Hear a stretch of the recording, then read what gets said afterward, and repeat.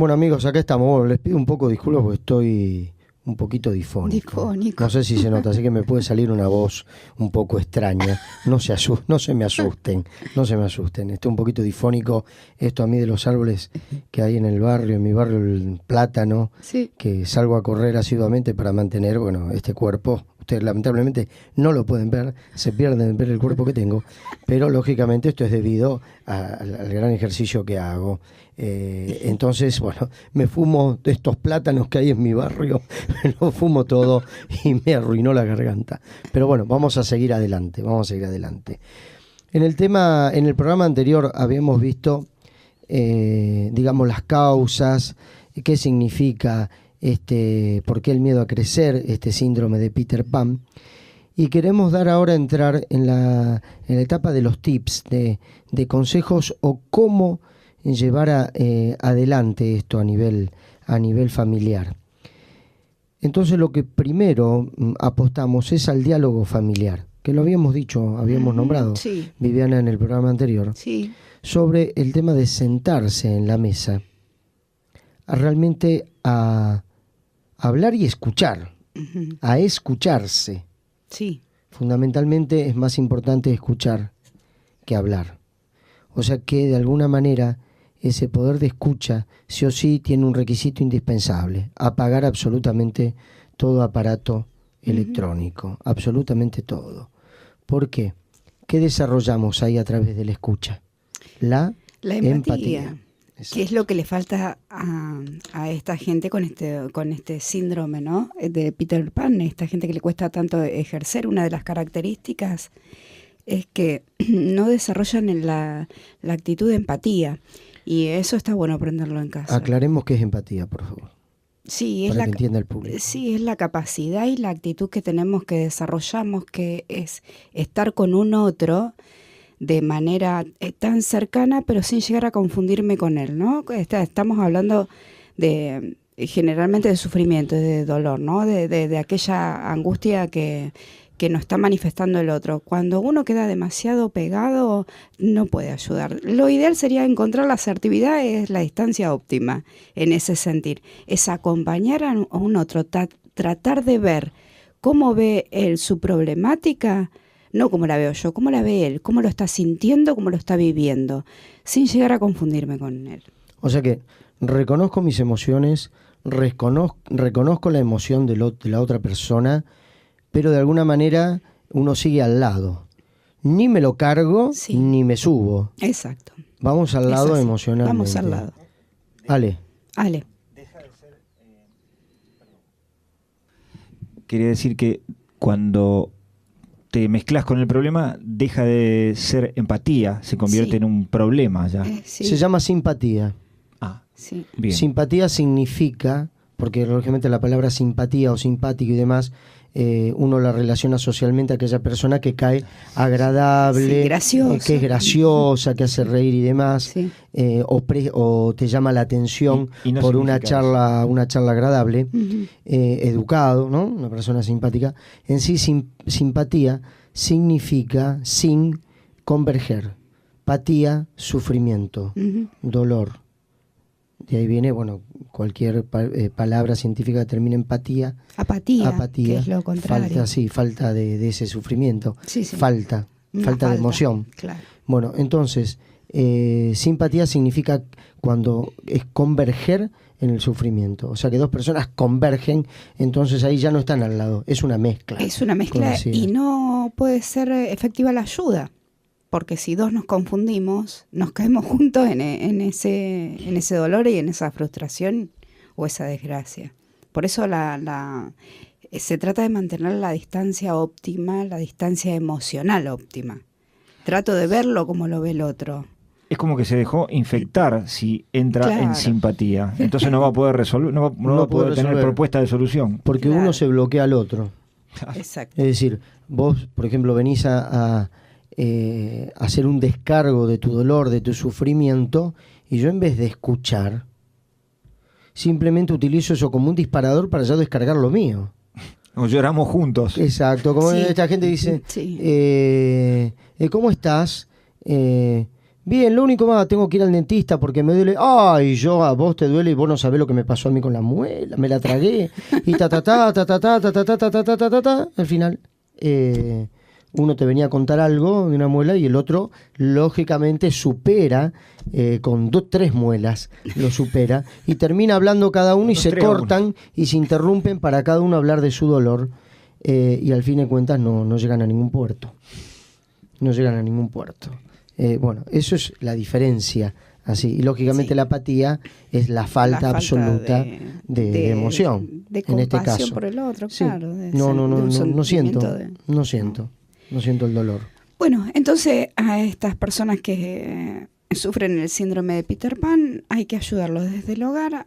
Cuando uno detecta esto, ¿no? En un familiar cercano, ¿qué hay que hacer? Ayudarlo a desarrollar la empatía, porque son egocéntricos y son vulnerables a la crítica y lo van a ver en actitudes. Bueno, yo siempre me remito en la familia porque es donde estamos formando a otras personas, ¿no? Bueno, observemos quién de aquellos que nos rodea, ya sea el cónyuge, uno de los hijos o amigos cercanos, quién es menos empático con las cuestiones, con la problemática familiar. Porque de alguna manera este adolescente, sí. Este hombre niño o mujer niña, dado que la energía que utiliza es una energía egocéntrica, sí. ¿sí? Que está igualmente manejada por el miedo. Sí. Entonces llega a sentarse en el sillón de la víctima. Entonces, como víctima, muchas veces, quiere ser atendido, quiere que le resuelvan las cuestiones, porque ya que me viniste resolviendo toda la vida, toda mi vida hasta ahora, ¿por qué no me la seguís resolviendo? Sea el padre, la madre, sí. quien sea. Entonces, lógicamente, salir de ese estado no es fácil, pero es posible absolutamente. Y es una responsabilidad de todos, ¿no? De todos, abrir los ojos, que la familia abra los ojos, porque también tiene que comprender que han puesto su granito de arena para que en la casa exista un Peter Pan. Sí. Han puesto eso, no se nace Peter Pan, no se nace, se hace. Se hace, y recuerden que cuando ustedes están educados, hablo desde el error, sí. Yo no embandero ahora que tengo la solución o la posta, como se dice, de todo, sino al contrario, hablo desde mis propios errores. Lo que pasa es que es lógico, la experiencia viene después del error, ¿no? Sí, claro. Y como lo hemos dicho muchas veces, capitalizar positivamente el error es que transforma en una experiencia positiva y que nos puede dar un peldaño para seguir evolucionando. El hecho es que cuando uno está educando, supongamos una criatura de 5 años, a que ordene sus juguetes, a que guarde su ropa o lo que sea, no está educando a una persona de 5 años solamente, sino está preparando a una persona de 20 años, de 30 años, de 40 años, de 50 años, de 100 años. Entonces, el responsable, digamos, de la aparición de ese tipo de personalidad es el educador siempre. Sí, Ale. Por eso se lo denomina que es un problema social, es una cuestión cultural. Como decía Enrique, no se nace Peter Pan, pero sí se le hace todo el terreno llano desde el entorno íntimo, que los educadores, bien lo denominaste vos, porque a veces no solamente son los padres, depende de quién esté a cargo, sí, claro. Ese chico, hacen propicio que salga un Peter Pan. Sí, o esa persona, porque puede ser, a lo mejor puede ser que suceda que en su seno familiar no tiene esa personalidad y en su ámbito laboral o de amistades, ¿sí la tiene? Sí, Ale. En realidad, muchas veces el Peter Pan se desenvuelve laboralmente muy bien. Y es Peter Pan en el hogar. Es donde puede ser. Porque al revés, ¿no? Al revés se da, es menos. Digamos, al revés es Peter Pan dentro de la casa y fuera de la casa.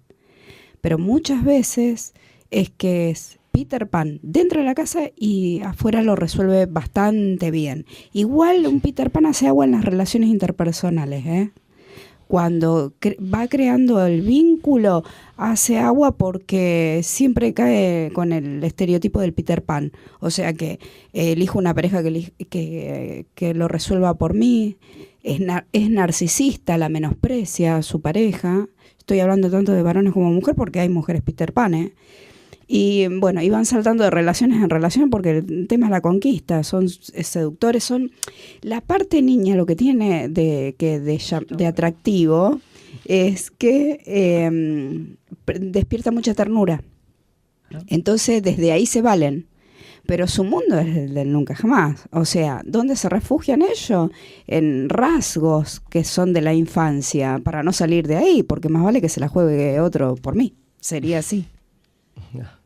Pasa que a veces cuesta, un poco haciendo referencia a lo que decía, pero hay que tener en cuenta lo que se llaman estados de inmanencia, estados no manifiestos, que vamos a hablar ahora en el segundo bloque. Recuerden que pueden entrar directamente a radioactivarosario.com y bajar la aplicación a través de Play Store. Ticlen en Play Store, ahí digiten Radioactiva Rosario y va a salir el logo. Recuerde que es rectangular con fondo negro y letras amarillas, no confundir porque ya están apareciendo imitaciones, y allí directamente queda la aplicación en la pantalla y pueden entrar directamente. Muy bien, hablé de inmanencia. ¿Qué significa esto? Son estados que existen, que ya existen, pero no están todavía manifiestos materialmente, por decirlo así, o objetivamente, como el ejemplo de una semilla. Se puede decir que la planta que está dentro de la semilla está en estado de inmanencia. Cuando la semilla recibe el agua, el calor, los nutrientes necesarios, ya están las circunstancias dadas para que ese estado de inmanencia pase a un estado manifiesto. Inmanencia significa no manifiesto, pero que existe. Porque si no, no podría. Si esa planta ya no existiera en potencia, no saldría ninguna planta. No va a existir y no va a más. salir cualquier planta, va a salir la planta que ya existe dentro de esa semilla y no otra. ¿Con esto qué quiero decir? Cuando uno está criando, por decir así, a un bebé, ya está educando al niño que hay adentro. Cuando está criando un niño, ya está preparando al adolescente. Cuando cría a un adolescente, está preparando al adulto joven, y así sucesivamente. Hasta que, ya la crianza queda en nuestras propias manos, porque uno sigue, digamos, de alguna manera preparándose continuamente para ir superando etapas hacia la sabiduría. Miren, no dije vejez, hacia la sabiduría, que sería un lindo puerto para llegar, ¿no? El saber terminar nuestros días físicos con el saber vivir, Claro, con el saber que quiero, todo lo que viviste. el valor de ser uno mismo. Sí. Eso Sí. sería fantástico. Entonces, Sí. recuerden que cuando están enseñando, educando a un niño, ya están preparando al adolescente. Sí. No se puede acumular, no hay maneras de acumular y decir, bueno, cuando tenga 12 años arranco a educarlo. No, Claro. no.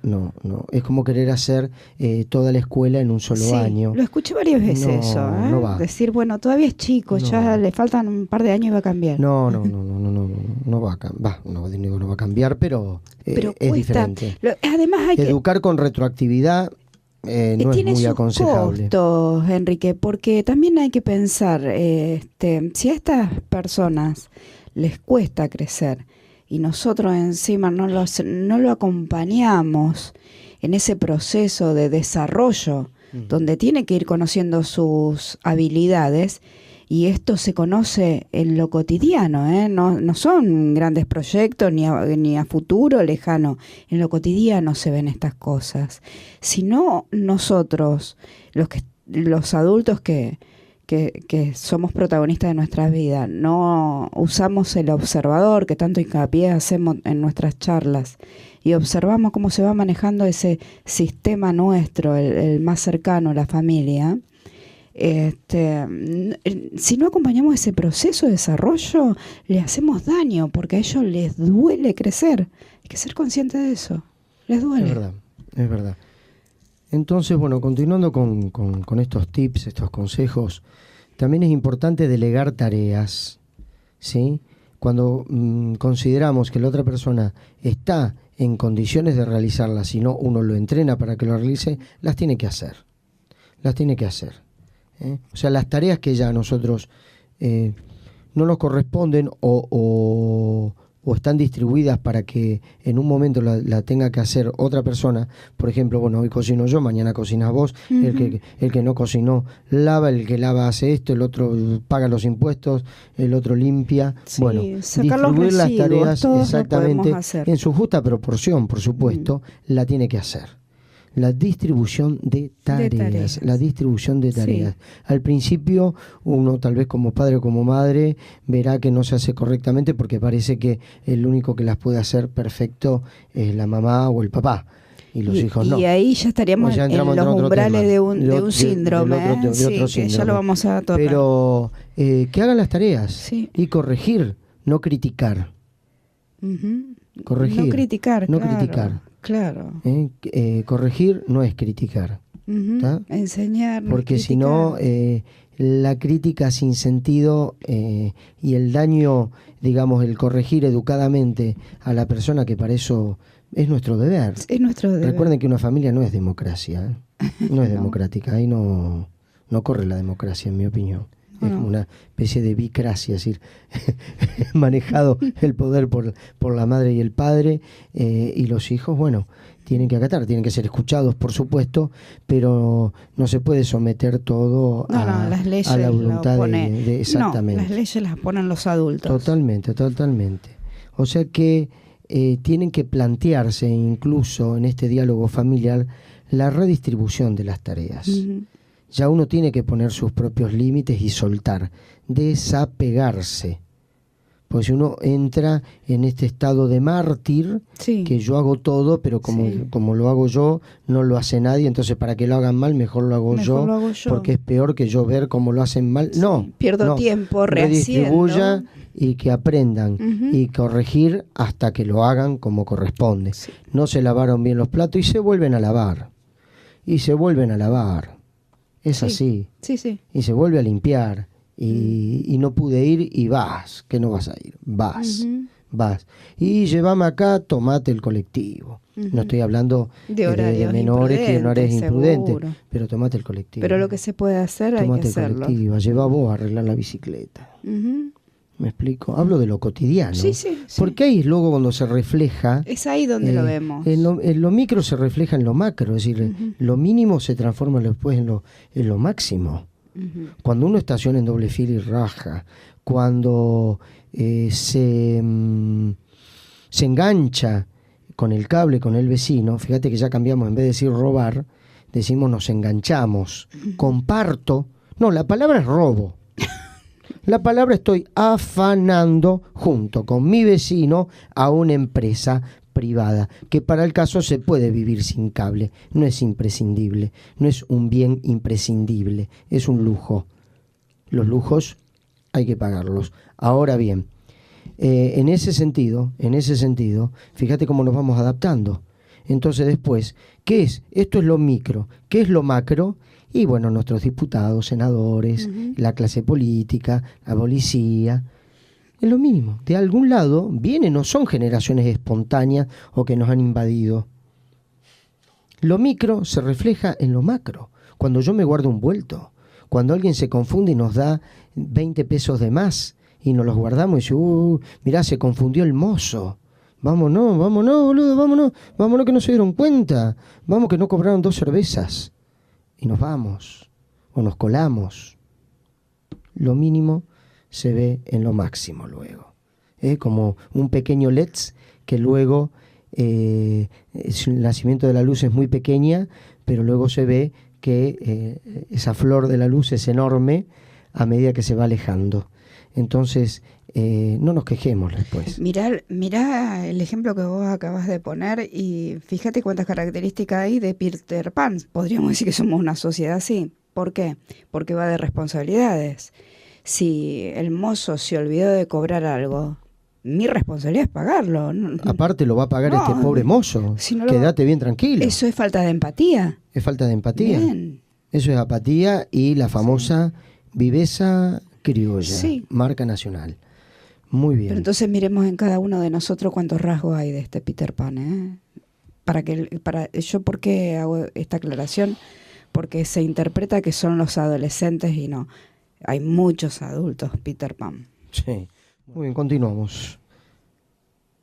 Viviana, acá este tema del desarrollo del desapego como consejo. ¿Para qué? Para que cada uno pueda desarrollar su propia vida.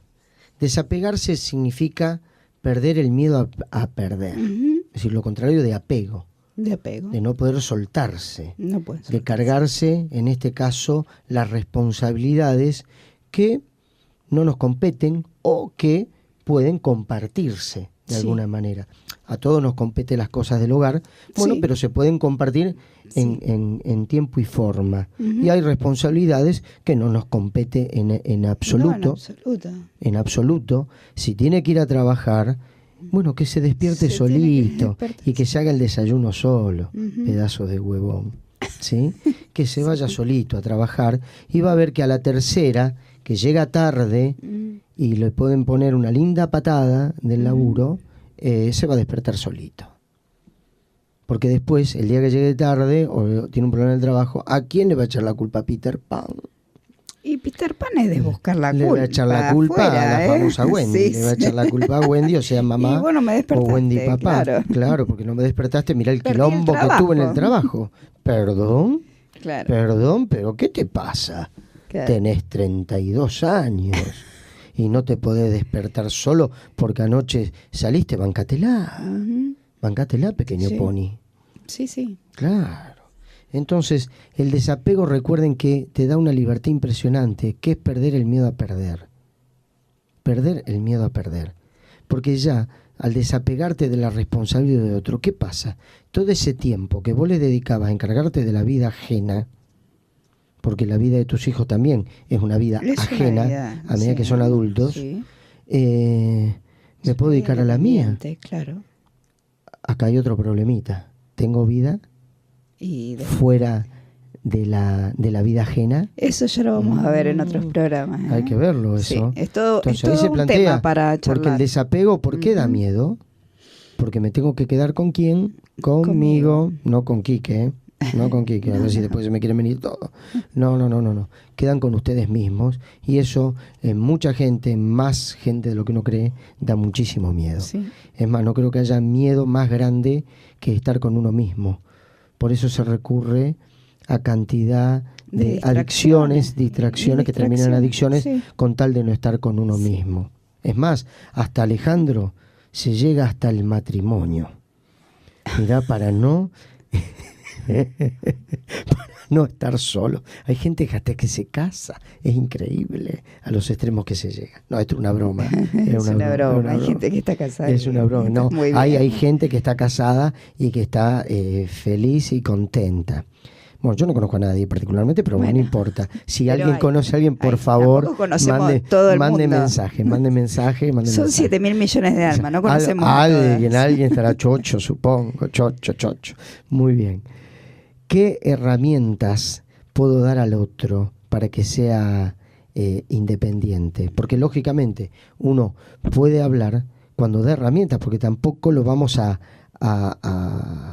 sacar a la vida a una persona sin haberle dado lo que Era nosotros nuestro nos deber corresponde. darle. Deber. Sí, Dar es nuestro herramientas, no deber largarlo darle. crudo. Claro. Y arreglate de la noche a la mañana. Claro, no es a partir de ahora tenés 32 No, años. ahora 32, ¿eh? y con retroactividad, Claro. sin haberle dado las herramientas en tiempo y Claro, forma, claro. al tipo lo arruino, Claro. le hago un desastre. Sí. Entonces, ¿qué herramientas? Ujú. ¿Qué herramientas? Por ejemplo, estudio. Porque uno necesita, dentro de la formación, que son los valores, o sea, el desarrollo de la inteligencia emocional, para desarrollar empatía, amor propio, autoestima y demás, también se requiere la herramienta. Siempre el estudio es bueno, no vamos a negar No, que un de estudio es sus bueno, siempre que haya una beneficios, vocación, el estudio que sea, es una Ujú. herramienta poderosa. para conseguir trabajo, fundamentalmente, ¿sí? Y para relacionarse e ir evolucionando. Sí. Los conocimientos son fundamentales. La libertad, que tenga la libertad de elección, o sea, no condicionarlo. Ujú. Y eso a veces es muy difícil para los adultos, no condicionar. No condicionar es Porque muy también nos difícil. maneja el miedo. ¿Y qué tememos? Que el otro sufra, que el otro no gane la plata suficiente y se mate de hambre. Tan Claro. común la famosa frase, no quiero ser pintor. ¿Y qué? Artista, pero vos estás loco, te vas a morir de Sí. hambre. Sí. Pero Esa- estudia abogacía, y ya empiezan con los Claro. clásicos de todo el mundo. Estudia abogacía, estudia medicina, como si fuera la gran cosa. Estudia esto, estudia lo otro, estudia contador, porque ya relacionan la contaduría con ganar plata, y uno tiene una impronta de todo el condicionamiento que tenemos, que si tenés plata, tenés absolutamente todo asegurado.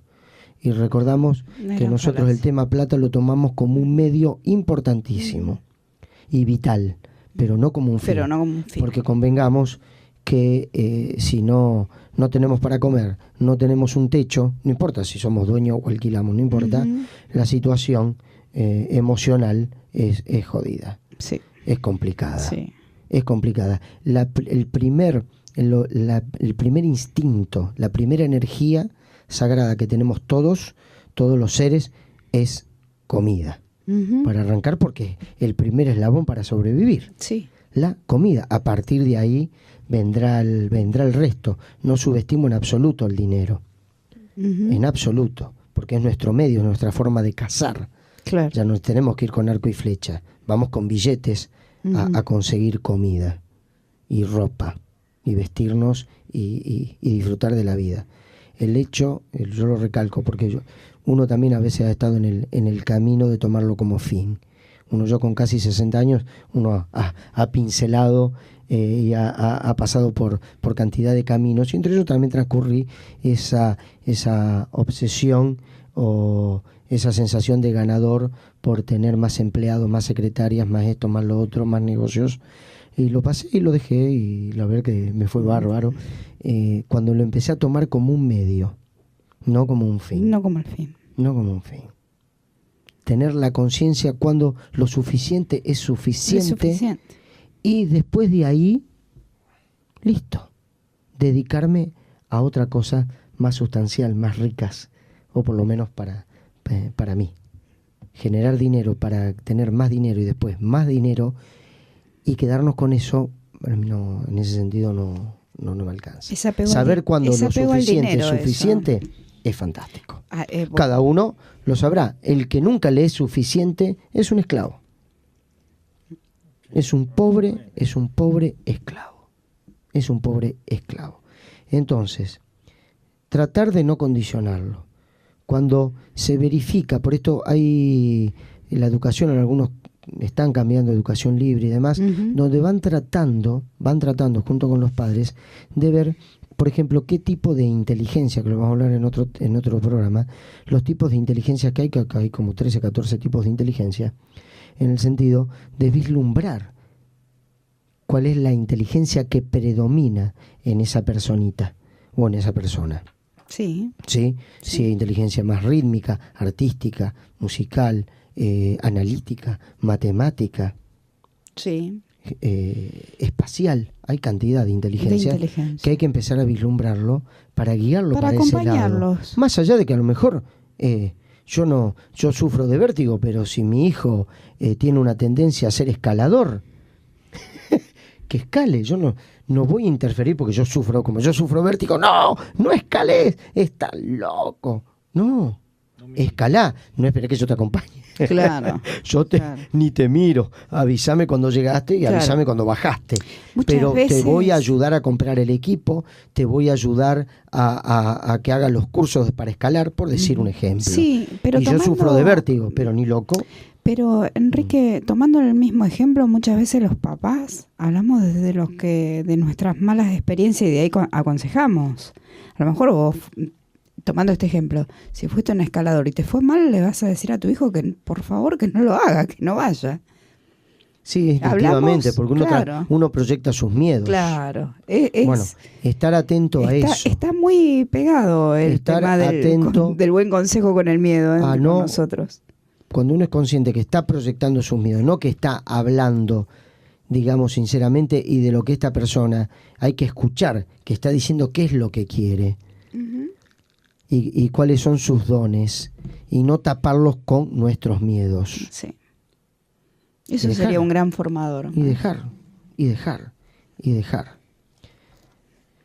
Otra cuestión sería enseñar a capitalizar positivamente los errores. Y lo dejamos para el otro bloque. Bueno, seguimos luego de este tema que estuvo espectacular. La verdad que me cansé, porque yo bailo. Después de los temas bailo. Y bailo solo, porque acá la licenciada no quiere saber nada de bailar conmigo. Y Alejandro tampoco. Me parece que no le gustó a Alejandro. No bailo con hombres. Entonces bailo solito. Juego al fútbol. Bailo solito o al rugby. y me divierto. Bueno, al rugby no creo, ahora ya no estamos para el rugby. Ya no. Y aunque no lo crean, yo también jugué al rugby, Alejandro. Fui medio scrum. Soy medio petizo. Tiene las medidas. Tengo las medidas para medio scrum. Y corría tan rápido, Alejandro, con tal de que no me agarren esos cursos. ¿Qué equipo? Mira, jugué para Ulresian. ¿Cómo? Para Ulresian jugué poquito tiempo. ¿Con quién jugaste ahí? Y ahora, bueno, no vamos a hacer historia de quién jugué, te lo cuento después. Vamos a nuestro tema. Y en la facultad armamos un pequeño equipo, hicimos un torneo de un 7, ¿no? Después de me 7. contás. Después te cuento. Dale. Después te cuento. Bueno, muy bien. Habíamos dicho sobre los tips de consejos que estamos dando, el hecho de enseñar a capitalizar positivamente los errores. Eso, Viviana, es fundamental, porque de ahí nacen, Sí. de ahí nace la experiencia. Sí. La verdadera experiencia. Porque, digamos, los aciertos son fantásticos y son todos bienvenidos, pero como que pasa. No cuesta pasa tanto, rápido, no parece, cuesta tanto, ¿no? pasa. Emocionalmente me refiero, no pero cuesta ¿dónde tanto está, emocionalmente. ¿Dónde está el desafío real, el crecimiento real?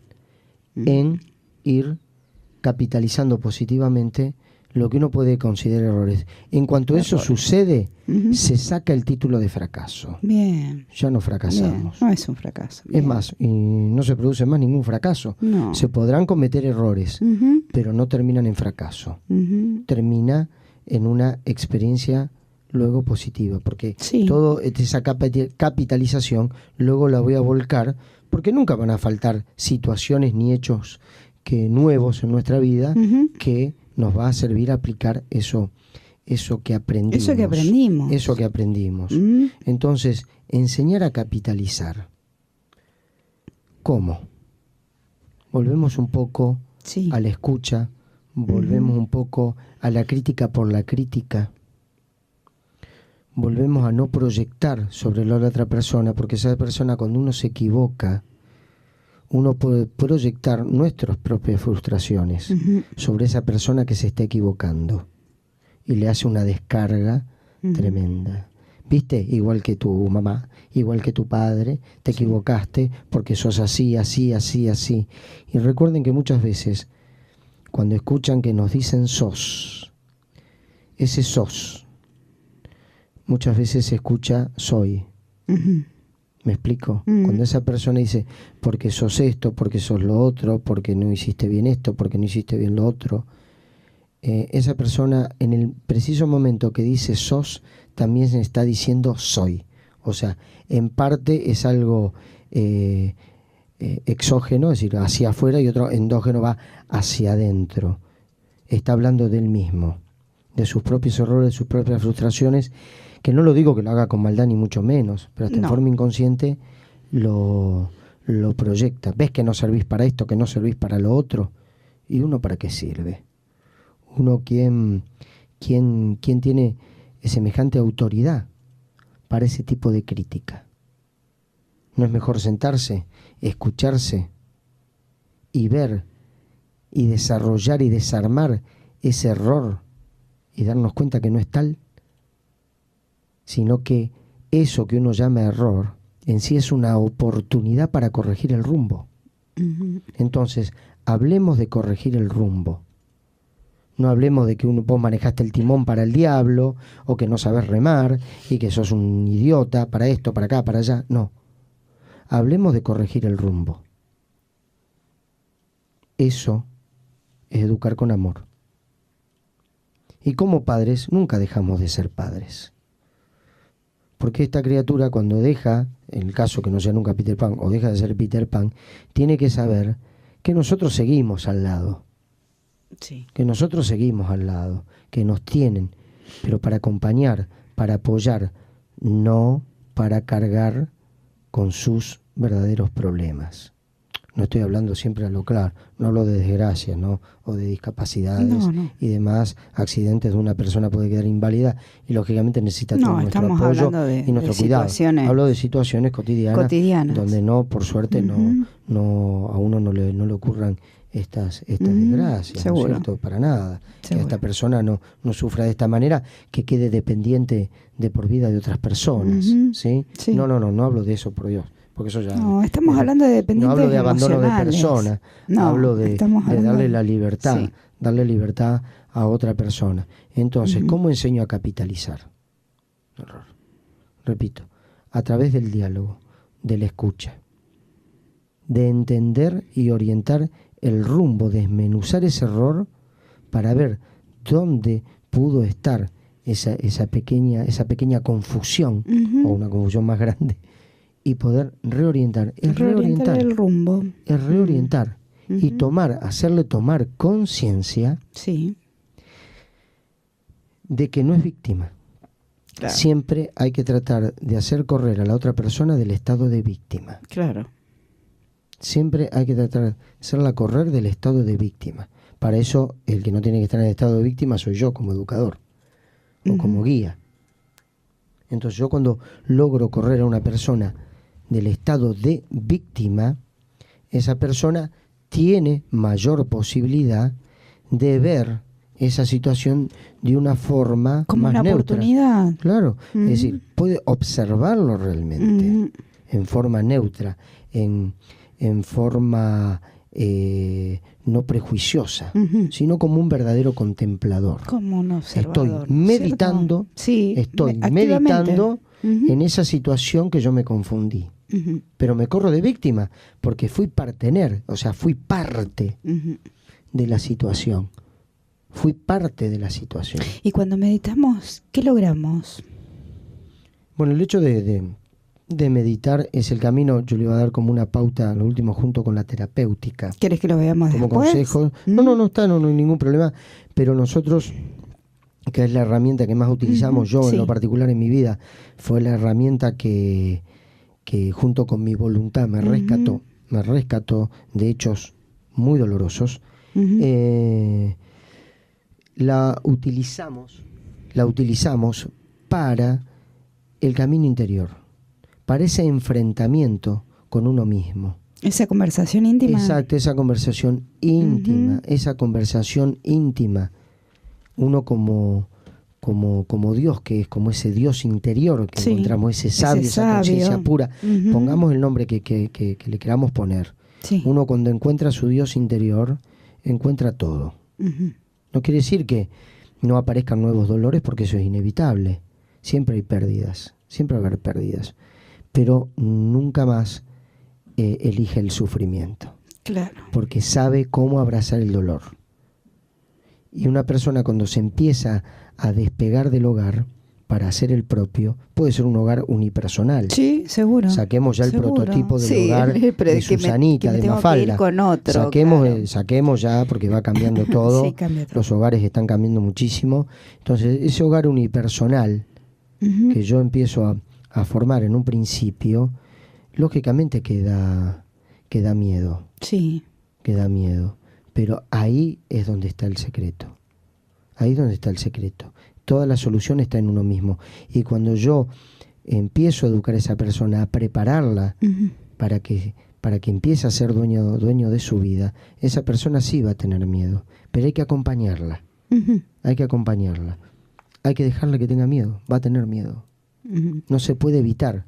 No se gasten en evitar el dolor, porque todos tenemos que pasar por eso. Pero sí, de esta manera nosotros apostamos a la meditación, evitamos elegir el sufrimiento, porque entendemos el dolor, ¿sí? Va muy bien, vamos llegando al final. Y bueno, quiero recordar que este tema no se ha acabado aquí. Vamos a seguir con Miedo al Crecer 3, ya va la tercera, ¿sí? Donde vamos a hablar el domingo que viene de las ventajas de la madurez, porque hasta ahora parece que hemos pintado un mundo adulto terrorífico. Y no es tan así, ni mucho menos. Vamos a ver las ventajas. Quédense con la expectativa. Y ustedes también vayan pensando cuál es la ventaja de ser adulto, ¿sí? De ir madurando. Vamos a estudiar el programa que viene. Así que recuerden, charlen, den libertad, repartan las responsabilidades, así ustedes tienen tiempo para ser ustedes mismos. Y vamos a nuestro cuentito, ¿sí? Un poco dedicado al Peter Pan, A ver. al adultecente, al hombre niño o mujer niña, ¿sí? Consecuencia de los padres. Muy bien. Allá vamos. A ver, el cuento. Un cuento sufí. Bien. Estaba el discípulo y el maestro, ¿sí? Charlando. Y el discípulo le dice al maestro que estaba cerca de alcanzar la iluminación y quiere saber qué paso tenía que dar para llegar, le pregunta el discípulo al maestro. Y el maestro le pregunta, ¿cómo te mantienes?, le preguntó el maestro. El discípulo contesta que los padres lo mantienen porque son ricos y se dedica a estudiar las escrituras. Tenía todo el tiempo para él, vivía de arriba, por decirlo de alguna manera. El maestro contestó, muy bien, entonces te enseñaré el siguiente paso para llegar a la iluminación. Mira el sol. Durante medio minuto, le dijo. Luego le pidió que describiese el paisaje que lo rodeaba. El discípulo contestó, dice, no puedo. El sol me ha deslumbrado, me ha cegado. El maestro dice, un hombre que mira fijo al sol termina ciego. Un hombre que solo busca la luz y deja sus responsabilidades en manos de los demás, jamás encontrará lo que buscaba. El hombre que sabe buscar a Dios, sabe también cuidarse de sí mismo. O sea que uno encuentra a su Dios interior, o a su conciencia, o a su ser, cuando definitivamente cuida de sí mismo. En el mientras tanto, somos aprendices. Háganle este gran regalo a sus seres queridos, a sus hijos. Entrénenlos, prepárenlos para que se cuiden a sí mismos y van a encontrar su Dios interior. Ellos y ustedes. Muy bien. Viviana. Un placer, como siempre. Muchísimas gracias, Alejandro. Impecable. Cada día se supera más este muchacho. Cada día más facha. Si usted lo viera, la facha que tiene este muchacho a su avanzada edad. No. Es impresionante, impresionante. No, Alejandro, no me pegues. Bueno, hasta el domingo que viene. Hasta el domingo que viene. Besos para todos.